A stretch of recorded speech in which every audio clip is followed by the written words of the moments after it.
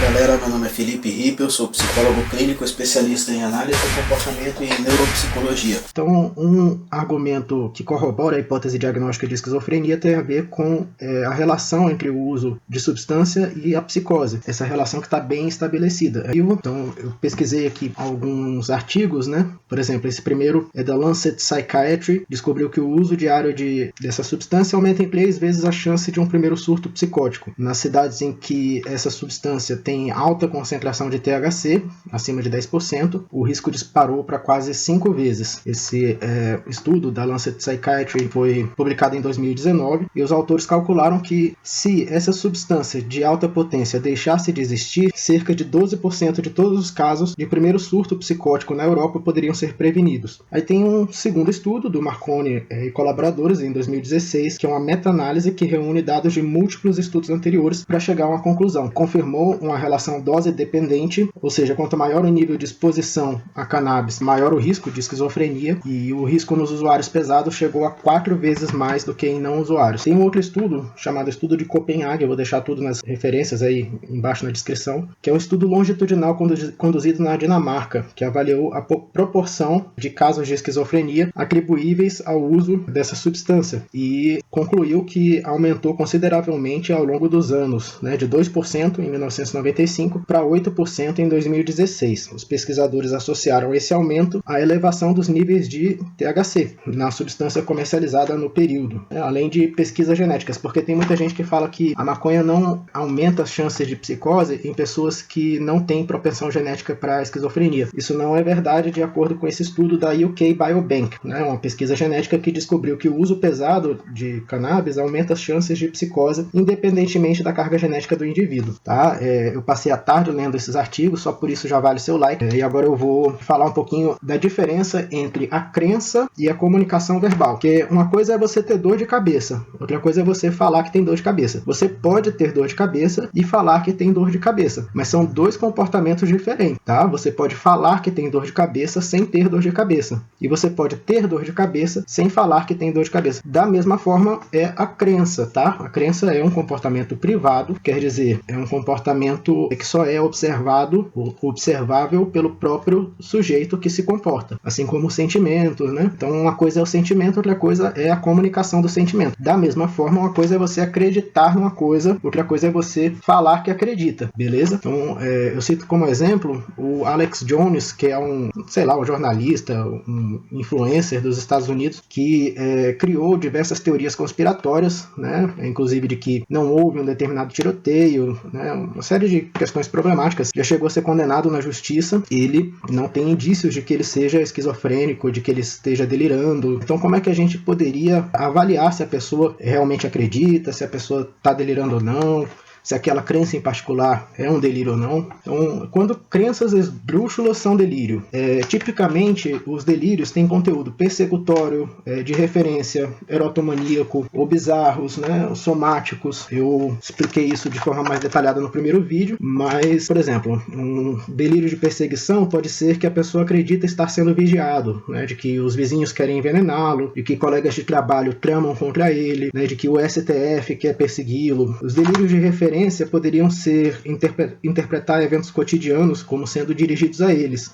Por exemplo, ouvir conversas em um bar e achar que as pessoas estão falando dele. Ver pessoas conversando e achar que estão falando mal dele. Outro delírio típico da esquizofrenia seria de grandeza. Também é muito comum na bipolaridade. Então, por exemplo, a pessoa acredita que é uma figura divina, que tem habilidade sobre-humana, de influência ou controle. Né? A ideia de que pensamentos, sentimentos ou ações são controlados por outra pessoa, né? De que tem um chip na cabeça dele que, enfim, controla ele. Se ele tem esse tipo de delírio ou esse tipo de crença, se ele alega ter esse tipo de crença é típico da esquizofrenia, do delírio esquizofrênico. Então a hipótese diagnóstica de esquizofrenia não pode ser descartada. Outras crenças, né, do tipo a Terra é plana, ou sei lá, a Terra não gira ao redor do Sol, essas crenças elas não são tipicamente crenças de esquizofrênicos, né? Se ele só tem esse tipo de crença, né, que é comum a determinadas comunidades verbais ali da extrema direita, né? Então possivelmente ele não tem. mas se ele acredita que tem um chip implantado no cérebro dele que controla o comportamento dele, que as pessoas estão querendo persegui-lo, né? Se ele acha que, sei lá, passa na rua, vê pessoas conversando e acha que estão falando dele, a hipótese diagnóstica de esquizofrenia não estaria descartada, tá? Quando que crenças esdrúxulas não são delírio? Porque tem pessoas que acreditam que a Terra é plana e não são esquizofrênicos. Tipicamente, quando essas crenças são compartilhadas por uma comunidade verbal, tá? Então tem, sei lá, o grupo dos terraplanistas. Quando são inferidas a partir de eventos ambientais, né? Então, por exemplo, a vitamina C cura a gripe, né? Ou a cloroquina faz bem para a Covid. Então, são crenças que são típicas de associações entre eventos, né? A pessoa toma cloroquina, melhora da Covid, porque passa o tempo, né, e ela melhora. Então ela passa a acreditar de fato que a cloroquina é eficaz contra a Covid. Então, tipicamente, as pessoas deixam de acreditar nessas crenças quando elas são confrontadas com evidências contrárias a essas crenças. Então, por exemplo, se tiver um ensaio clínico randomizado afirmando que cloroquina não é eficaz contra a Covid, né, a pessoa lê o estudo, aí fica um pouco difícil dela continuar acreditando naquilo. Outra questão que deveria ser avaliada é a ausência de outros sintomas. Então, por exemplo, se eles simplesmente têm crenças esdrúxulas, mas não apresenta sintomas como o embotamento afetivo, né, os sintomas negativos da esquizofrenia, não tem um comportamento motor grosseiramente desorganizado, não tem alucinações, não tem nada disso, é só a crença, então eu acho difícil de ser esquizofrênico, tá? E aí, gente, é importante afirmar que muitas vezes as pessoas simulam transtornos psiquiátricos. Taborda e Barros apontam que a simulação é comum em situações em que haja vantagem em se apresentar doente. A prevalência de simulação em ambientes forenses foi estimada em 15,7% e em ambientes não forenses em 7,4%, demonstrando valor mais elevado naquela população do que em outras. Garcia classifica os sintomas simulados como doenças simuladas, doenças provocadas e dissimulação. Aí ele faz aquelas diferenças e tal, mas enfim, a gente está acostumado com casos de simulação, como a gente avalia pessoas, né? E às vezes as pessoas podem ter ganhos secundários ali com o diagnóstico, por exemplo, o diagnóstico de autismo. Então a gente estuda isso daí, para que a gente possa afirmar com certeza, né? Ou com um grau de certeza maior, se a pessoa tem ou não uma neurodivergência. Não é incomum que as pessoas cheguem para serem avaliadas em função dos ganhos que o diagnóstico pode trazer para ela, né? Como os quadros psicopatológicos acabam sendo o foco das principais simulações, Hall, Thompson e Poirier afirmam que entre as condições psiquiátricas de maior ocorrência estão, aí ele cita lá, eu não vou dizer quais são, porque eu não quero influenciar as pessoas, né? Cornell e Hawke também destacam que há sintomas que dificilmente são simulados, né? Ele fala quais são, também não vou falar para vocês, esse tipo de informação não convém ficar pondo ao público, né? Mas só para dizer para vocês, gente, que a gente estuda casos de simulação para que a gente não seja enganado, né? Para Resnick, os sintomas mais escolhidos para simulação são depressão e transtornos paranoides, tá? Acho que essa informação não é problemática de eu falar para vocês, né? No entanto, não são fingidos de maneira similar aos sintomas psiquiátricos reais, pois durante sua expressão observa-se em geral, e daí ele diz lá quais são as diferenças em relação ao transtorno psiquiátrico real. Resnick também sugere que, em relação à simulação de sintomas psiquiátricos, seja dada especial atenção à descrição de sintomas psiquiátricos improváveis como indicativo de fingimento, né? Alguns exemplos são, aí ele fala quais são os exemplos, mas tem a ver, por exemplo, no caso da psicose. Né? No caso da psicose, os delírios excluem temas comuns do tipo paranoide, grandioso ou religioso, como eu havia afirmado. Aí ele continua listando algumas outras manifestações ali de esquizofrenia que são típicas da simulação, né, que não são casos de esquizofrenia real, que eu também não posso ficar falando todas essas informações. E ele apresenta também um modelo linear para avaliação de alucinações e delírios em que se deve suspeitar de simulação se a combinação de qualquer um dos seguintes sintomas for observadas, né? Aí nas alucinações, ele fala como que são as alucinações simuladas, né? Nos casos de delírios, né? Então ele fala como que é o delírio simulado, né? Mas assim,